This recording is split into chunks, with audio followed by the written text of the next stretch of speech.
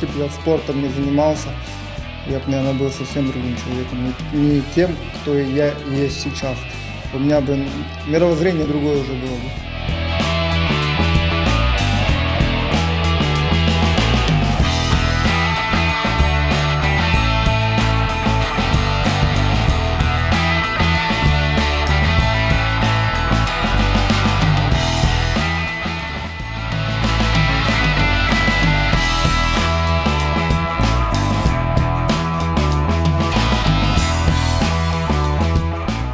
Выполнил норматив мастера спорта международного класса.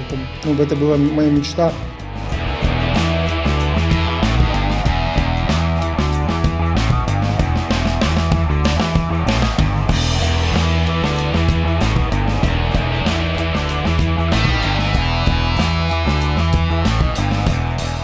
Хочется сейчас, наверное, начать кого-то тренировать, чтобы уже не самому, а именно, чтобы мои последователи тоже становились чемпионами, призерами, первые места. Вот это, наверное, тоже будет награда такая.